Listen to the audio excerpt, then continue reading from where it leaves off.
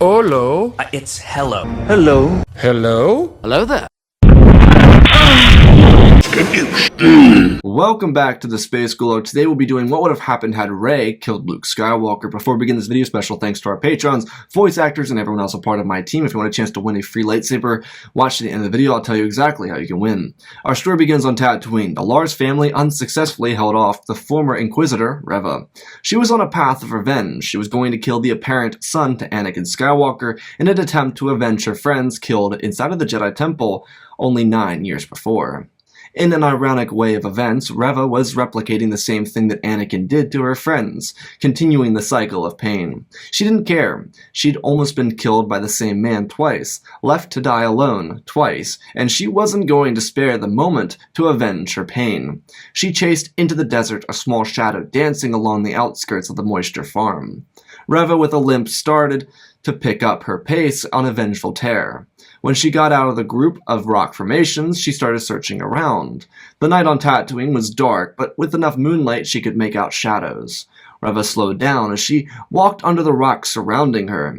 She could hear the sound of rocks tumbling. Could it be the boy or Jawas? Only one way to find out. Reva continued moving forward as she finally caught a glimpse of the child of Skywalker. Reva reached her hand out and ripped Luke off of the rocks as he tumbled down 20 or so meters. He was knocked out, completely unconscious from the fall, so helpless, so weak, and so defenseless. Reva stepped forward as she ignited her crimson blade. She looked down at Luke as she got closer and closer. It got harder the closer she got. The idea of doing the same thing to Anakin did to her friends. But she had to do it for them. She needed to extinguish the legacy of the most vile man the galaxy had ever seen. It was justified, and if she didn't do it, then he could absorb all the evil plans that Vader had.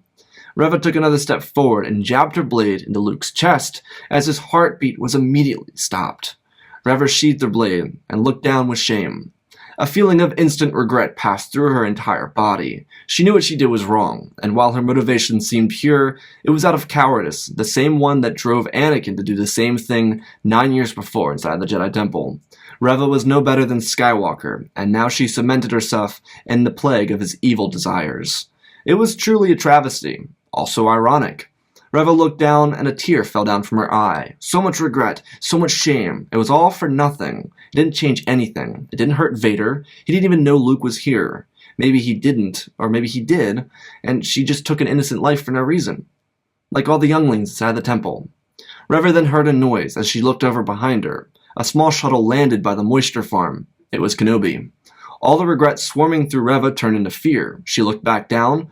There was no saving Luke, so she ran. Her mind was in complete disarray, so the best thing she could do was try to escape what she had done. Reva turned around and started running further into the rock formations. There was a new life that she would have to live for herself. One that involved hiding from the Empire and from Kenobi. Not that even Kenobi would go on a scavenger hunt for revenge, but still, the thought terrified her. Reva stumbled as she carried herself through the rocks and away from Kenobi. Obi-Wan, on the other hand, told the Lars family that he would look into the formations just a little whiles away. He had no clue where Luke was, because he couldn't feel his essence. For the most part, Kenobi feared that Reva would take Luke back to his father. It may have been the irrational thought, but it was surely something that he would have to consider. Obi-Wan tore through the sands as he sped up. He could still hear Owen and Beru calling out Luke's name in the background, but as he got closer to the rocks, his heart fell.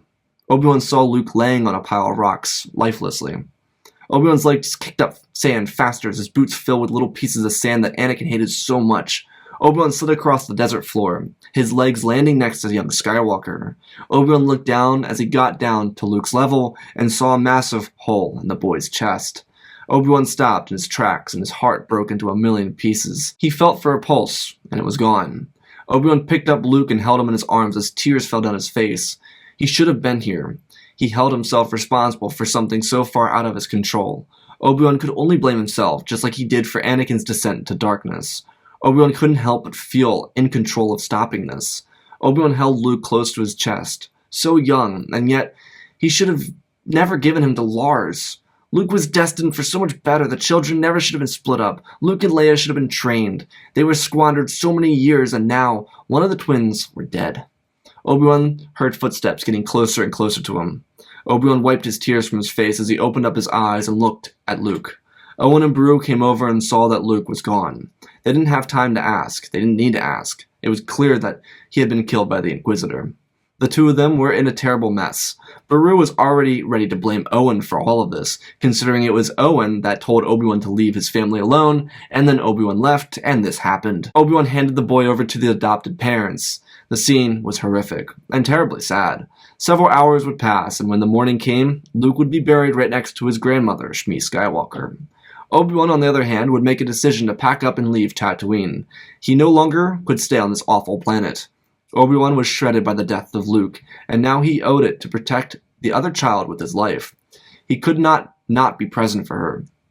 Obi-Wan would pack up his little cave and move into the shuttle. He had no means of contacting Bail or Ghana because his device was stolen by Reva. So what his best option to do was essentially show up on Alderaan and explain everything. It wouldn't be difficult per se, it would just be a matter of getting to Alderaan and then proposing a new deal to Bail. Obi-Wan at this point knew that he couldn't just settle to stay hidden. With Luke now dead, he needed to be more active, and now Obi-Wan knew that Vader was the biggest threat in the galaxy. After assuming he'd been dead for the last 9 years, Obi-Wan couldn't imagine what kind of damage Vader had done during those 9 years. Obi-Wan departed through hyperspace on his way towards Alderaan, trying to think of how he would break the news to Bail, let alone asking the Organa's permission to train Leia. Because, yes, Leia was a part of the Queen's family, and she couldn't be seen with a Jedi. An uncle, on the other hand, might become more of a reasonable approach. Obi-Wan's mind was running through a loop. It started with Reva's history, of the execution of Order 66, the memories playing through his mind. Then it was Vader or Anakin talking to him with a piece of his mask missing on that darkened moon. And then, all the way back to Luke dead in his arms. It was the ignition of traumatic memories that only haunted his nightmares, now to bring back the life of pain and loss, the ones of Jyn and Satine, that is. Luke was the last in the line of painful deaths for Obi-Wan to encounter in his life, and yet he understood his assignment. He had to be as resilient as possible. He couldn't avoid the present, and he couldn't run from the past. He was living with ghosts, and he needed to prepare for the future, and needed to prepare the future for something better, because he couldn't just stand by anymore. Maybe breaking Yoda's orders would better suit him, or the galaxy, or let alone the Jedi. After all these thoughts, Obi-Wan's mind came back to the moon he and Vader fought on. Obi-Wan knew that Vader was trying to bait him. Kenobi knew better than to be baited by Skywalker, but he still could have killed Vader. Obi-Wan thought on it as hyperspace lines flashed across his face. The trip to Alderaan was extremely long. Tatooine was in the outer rim, and Alderaan was in the middle of the core. So for Obi-Wan, he sat and dwelled with his thoughts forever, whilst picking up the broken pieces of his heart. When he landed at the royal landing platform, he was greeted by the Alderaanian guard, to which Obi-Wan informed them of what his purpose here was. When he asked what his name was, he told them that he was Ben. The guard informed Bail that someone named Ben was here to see him. Bail knew who exactly it was, but he wasn't sure why he'd come to Alderaan without informing him first. When Bail walked out of the building, he knew something was wrong immediately. Based on Obi-Wan's stance, he could tell that something was terrible, and something terrible had happened. Obi-Wan turned around and looked at Bail, and waited for his friend to get close to him. Obi-Wan looked out across the beautiful Alderaan landscape and sighed. He told Bail that Luke was killed. Bail's eyes shot open as he turned and looked at Obi-Wan. Kenobi continued as he told Bail that he also found out that Anakin survived. Bail couldn't believe this either, as he asked what Obi-Wan was going to do. Kenobi admitted that he almost killed Anakin again, but he had to get back to Luke. It was too late, though. Obi-Wan then turned to Bail and told him that he had no one else to protect, and without his mandate to the boy, he had to carry out that same mandate for the girl. Obi-Wan asked if he could train Leia in the ways of the Force, so that she could be ready for the trials that would certainly come for her. Bail stood silently for a moment. He told Kenobi that he needed to talk to Breha about it, because there was no chance that she would just take this news easily. Breha was the queen of Alderaan, and her daughter was a princess. Her daughter was meant to become the queen at some point, but at the same time, Breha understood the importance of having Leia to be trained by Obi-Wan. Breha had some pushback. She wanted to know every detail about how this would go. Bail explained that Obi-Wan promised he wouldn't take her off-world until she was a young adult, or unless otherwise allowed by Bail and Breha. The two of them, though, through a rather easy discussion, would come to agree that Obi-Wan could spend time with Leia, introduce her to the Force, but there would be no talking about Anakin and Padme, and if Leia didn't want to learn anymore, then they would stop. The next question was where they would put Obi-Wan. Bail expressed they could keep him up in one of the guest bedrooms. Brea's reaction could shatter planets. A royal keeping a former Jedi was suicide, so the best option they could do was keep Obi-Wan inside the building on the lower levels. It was a safe place for him to stay. He would be groomed before he went down there. There was a certain level of perfection he needed to have before he was integrated into Alderaanian upper-class society. Bail had no issue with that. Obi-Wan also couldn't dress as a Jedi, which wouldn't be difficulty for him to do. He just needed a new wardrobe, which luckily for Obi-Wan meant he could go on a shopping trip with his niece. After a couple weeks, Obi-Wan would be fully integrated into Alderaan's upper class. Leia was of course happy to see him, happier to see Lola, but still happy to see Obi-Wan and have him back in her life. Obi-Wan would slowly start expressing in the most basic way that Leia had the Force. Though the hardest thing for Obi-Wan to do was not tell Leia about her lineage, because Leia knew that Obi-Wan wasn't telling her everything. This built up a little bit of tension between the two of them, but not in an overly negative way. Because of how outspoken Leia was, she would mention it to her father. Bail was surprised because he made a deal with Kenobi, which, when he confronted Obi-Wan, he would come to find that Obi-Wan hadn't told her anything other than what he mentioned on Mapuzo a couple months ago. Bail understood that Leia was extremely insightful, but he didn't realize the connection that she had with Obi-Wan. Leia and Obi-Wan had a much deeper connection. They understood each other in a language that Bail or Brea couldn't speak. It wasn't the Force, it was just the same respect, the same bond that Obi-Wan and Anakin had, or the same one that Ahsoka and Anakin had. A very loving bond that allowed the individuals within the bond to connect on a spiritual and emotional level. It was like they were on their own dimension. Bail was divisive on the issue, but if Obi-Wan could deliver the information to Leia in a way that wouldn't create a household divide and allow Leia to accept her family's past, then he could. Obi-Wan, of course, understood. It would be a slow development for Leia. She would come to know the truth over a period of time. It wouldn't be immediate, but the more the two of them spent time with each other, the more she would learn. It started out with a lot of positivity. Padme was the Queen of Naboo. Anakin was a pod racer turned a Jedi, a true underdog. Leia, of course, was concerned about why they were no longer here, but that led Obi-Wan to the hard discussion of keeping the truth from Leia or telling her who her father was. Over the years, Leia would become a great Force user. She would excel in the Force, and with Obi-Wan teaching her, she would come into her own. Her father's lightsaber would become her own lightsaber. The day would come when Leia was 16 that she would learn about who her father was. 7 years after meeting her uncle, which she referred to Obi-Wan as, she would learn that Darth Vader was Anakin Skywalker. Leia by this point knew about the tragic death of her brother, but she understood why the two of them were separated from birth when she learned about the truth of her father. Leia was disgusted by this, but it led her to make a decision that would forever change the outcome of her life. Leia would aid the rebellion, to which she would accompany her adopted father on many missions across the galaxy. One of these missions would take her to Lothal, where she would meet 2 other Jedi, Kanan and Ezra. This was a game changer. Her and Obi-Wan talked about the Jedi, and yes, Obi-Wan believed there were many Jedi out in the galaxy, doing the right thing, but he couldn't leave Alderaan until he was needed. His mandate was to Leia, to which she understood and respected. The next 2 years would see great change. The rebellion would flourish, and Obi-Wan would become the center point of influence inside of the rebellion. Sadly, the Battle of Lothal would cost the rebellion Kanan and Ezra. Though after the Battle of Scarif, when the Tantive 4 was captured by Vader's flagship, the Devastator, a much different outcome would flourish. The Tantive 4 would send out a request for reinforcements, and inside the vessel, Leia would be waiting with her troops.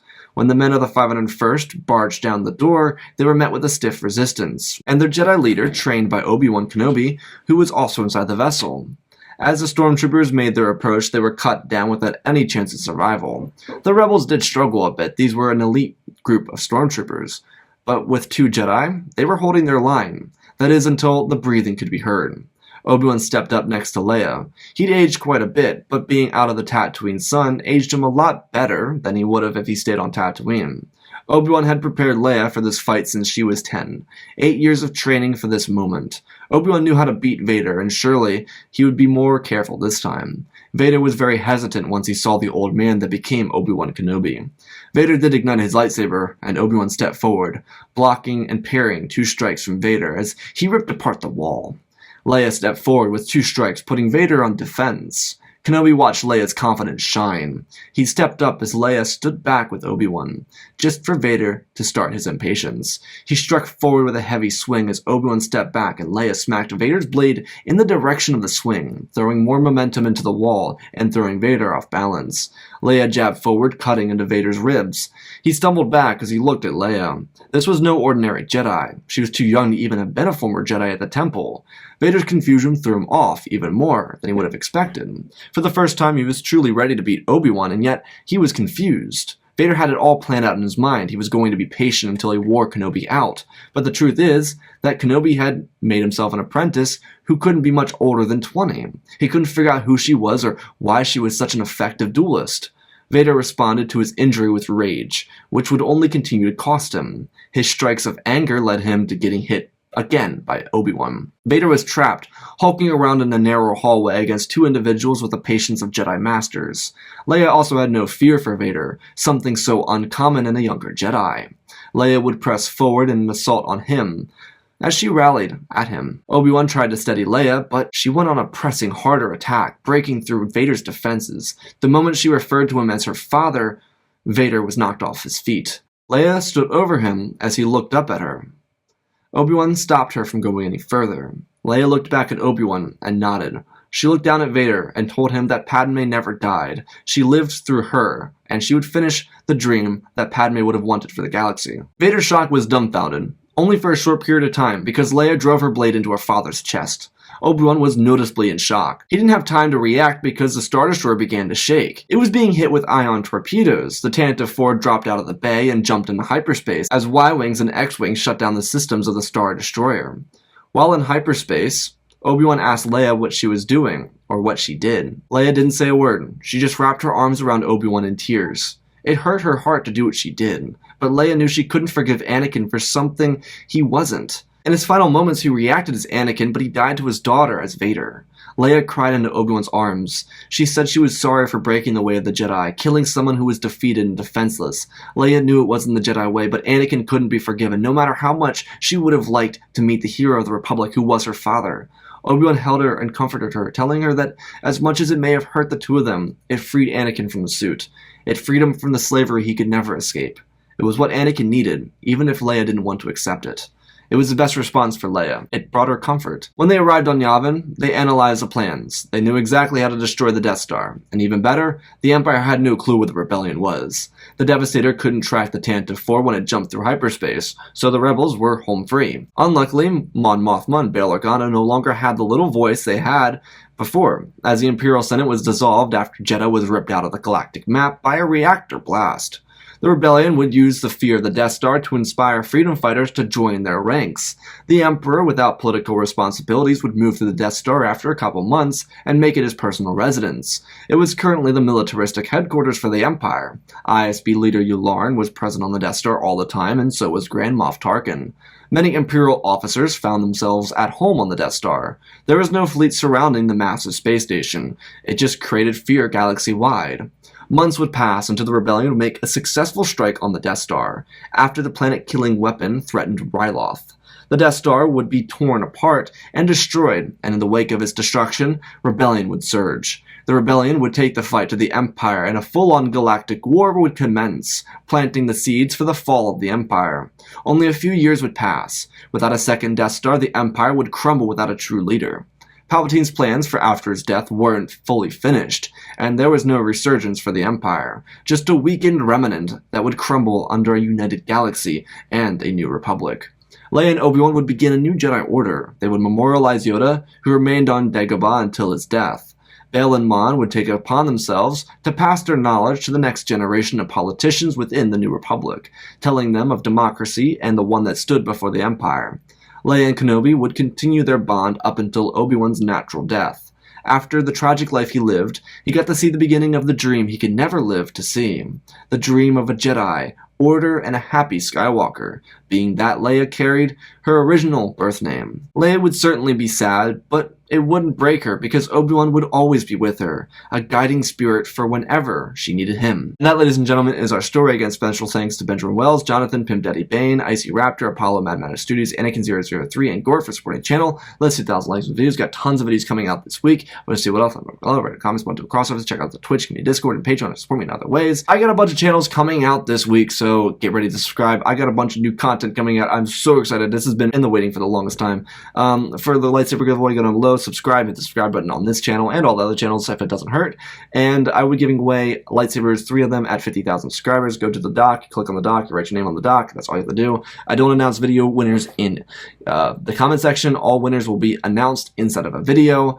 And that person in the comments is not me. It's a scammer. Don't pay attention to them. Let's talk about the story.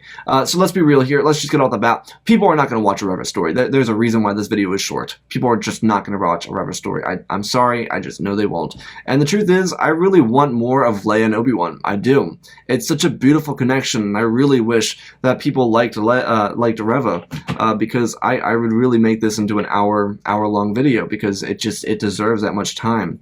But it's just not going to happen, sadly.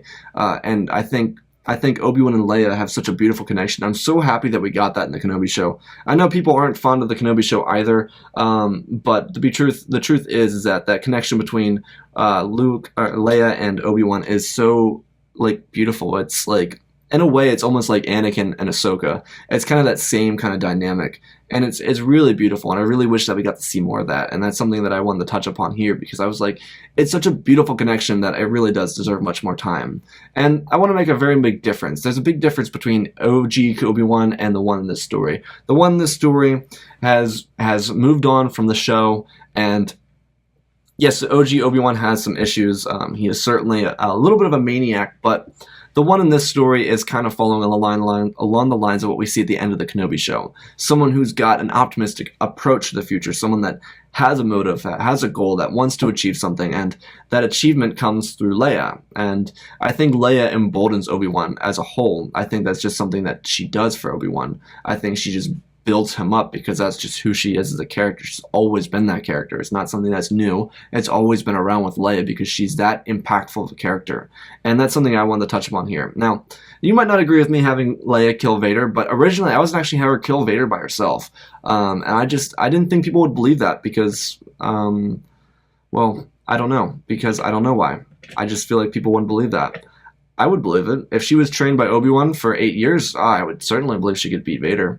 Certainly. Vader would go in really confident and she would surprise him. I mean, and she's his daughter. And she would learn from the guy that beat him twice.